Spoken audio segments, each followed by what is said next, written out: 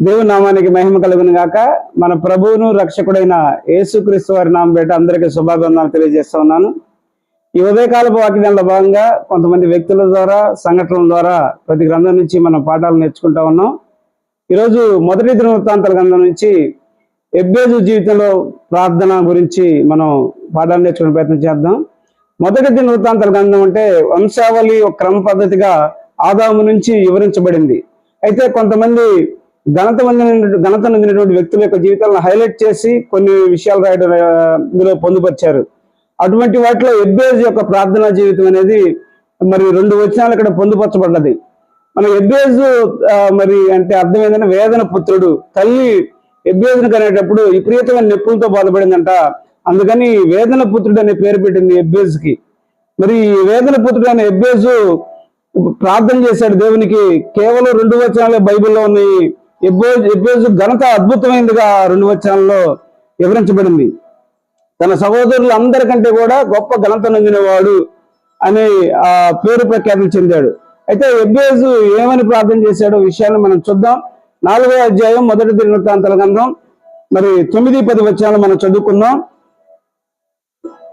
ఎబ్బేజు తన సహోదరుల కంటే ఘనత పొందిన వాడే ఈయనను వేదన పడి ఇతని కంటినని అతని తల్లి అతనికి ఎబ్బేజు అని పేరు పెట్టిను. ఎబ్బేజు ఇశ్రాయేలు దేవుని గురించి మొరపెట్టి, నువ్వు నన్ను నిశ్చయముగా ఆశీర్వదించి నా సరిహద్దును విశాలపరిచి నీ చెయ్యి నాకు తోడుగా ఉండ దయచేసి నా కీడు రాకుండా దానిలో నుండి నన్ను తప్పించుము అని ప్రార్థింపగా దేవుడు అతను మనవి చేసిన దాన్ని అతనికి దయచేసాను. దేవుని స్తోత్రం కలుగును గాక. ఈ విషయాన్ని కనుక ఈ ప్రార్థన పరిశీలన చేస్తే 4 విషయాలు ఇక్కడ ముఖ్యమైన అంశాలుగా ఈ ప్రార్థన మనకు కనిపిస్తూ ఉంటుంది. మొట్టమొదటిది, నన్ను నిశ్చయముగా ఆశీర్వదించు. ఆశీర్వాదాలంటే ఆ రోజుల్లో పశు సంపద, అదేవిధంగా బిడ్డలు కలిగి ఉండటానికి గొప్ప ఆశీర్వాదంగా ఆ రోజు భావించేవారు. అయితే ఇక్కడ ఎబ్బేజు ప్రార్థన చేసింది ఆ కాన్సెప్ట్ కాదు. దేవుడినే తోడుగా కలిగి, మరి ఎగ్జాంపుల్కి యాకోబు ప్రార్థన చేశాడు. యాకోబుకి విస్తారమైనటువంటి పశు సంపద ఉంది, యాకోబుకి బిడ్డలు ఉన్నారు. కానీ నువ్వు నాకు ఈ నిశ్చయంగా ఈ రాత్రి ఆశీర్వదిస్తేగా నిన్ను పోనివని అంటాడు. అంటే దాని అర్థం ఏంటంటే దేవుణ్ణి కలిగి ఉండటం. అటువంటి ప్రార్థన ఎబ్బేజు కూడా చేశాడు. మరి నిశ్చయంగా నన్ను ఆశీర్వదించంటే ఆశీర్వాదాల కర్త అయిన దేవుణ్ణి కలిగి ఉండటమే ఆశీర్వాదకరమని ఆ విధంగా ఎబ్బేజు మొట్టమొదటి ప్రార్థనా అంశాన్ని మనం చూస్తూ ఉంటాం. రెండోది, నా సరిహద్దును విశాలపరచు అంటాడు. నా సరిహద్దును విశాలపరచు. ఇక్కడ ఆ సరిహద్దును విశాలపరచినట్టు నీ ఆస్తులు, అదేవిధంగా నీకున్న సంపదని మరి ఎక్కువ చేయటం కాదు ఇక్కడ అడుగుతుంది ఎబ్బేజు. కీర్తనకారుడు అంటాడు, నన్ను ఎక్కలేనంత ఎత్తైన కొండ మీదకి నన్ను ఎక్కించు అంటాడు. అంటే దీని అర్థం ఏంటంటే ఆధ్యాత్మికంగా ఎత్తైన స్థానంలోకి దేవుడు నడిపించమనేటువంటి అనుభవం. ఎబ్బేజు కూడా తన ఆత్మీయ సరిహద్దులు, తను ఎక్కలేని గొప్ప స్థాయికి నన్ను తీసుకెళ్ళి అనేటువంటి ప్రార్థన ఎబ్బేజు చేస్తా ఉన్నాడు. మరి 3వ విషయం చూస్తే, నీ చెయ్యి నాకు తోడుగా ఉండనిమ్ము. ఎంత లోతైన ఆలోచన చూడండి. మనం కూడా ఈ మాటను పలకగలగాలి. దేవుడు పాపిని ప్రేమిస్తాడు, పాపాన్ని ద్వేషిస్తాడు. ఇక్కడ పాపరహితుడుగా ఆ కాలంలో ఎబ్బేజు మరి నీ చెయ్యి నాకు తోడుగా ఉంచు అని ప్రార్థన చేస్తా ఉన్నాడు. దేవుని వెలుగులో, దేవుని యొక్క నడుపుదలలో నడవడానికి నీ చెయ్యి నాకు తోడుగా ఉంచు అని ప్రార్థన చేస్తా ఉన్నాడు పాపరహితుడుగా.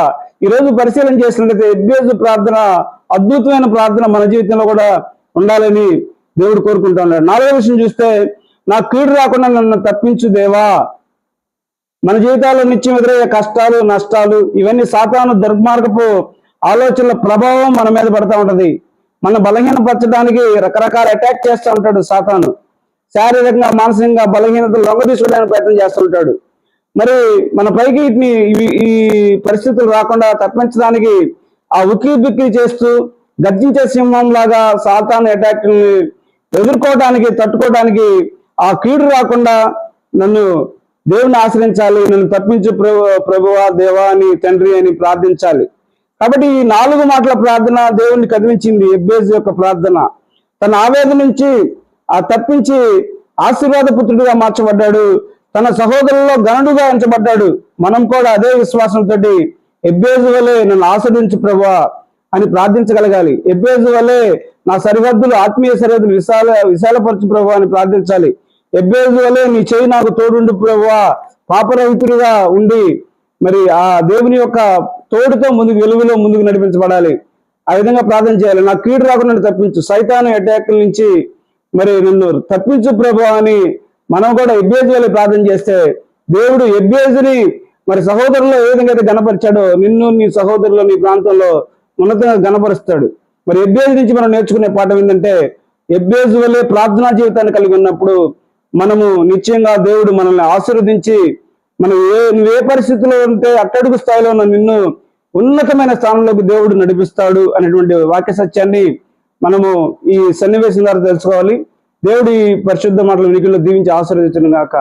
మరి ఈ వీడియోలు కనుక నచ్చినట్లయితే లైక్ చేయండి, షేర్ చేయండి, మరి సబ్స్క్రైబ్ చేసుకోండి. ఈ అంత్యకాల దినాల్లో వాక్య పరిచర్య అనేక మందికి విస్తరింపడానికి మీరు కూడా పాలుభాగస్తులు అవ్వండి. అందరికీ వందనాలు. God bless you all.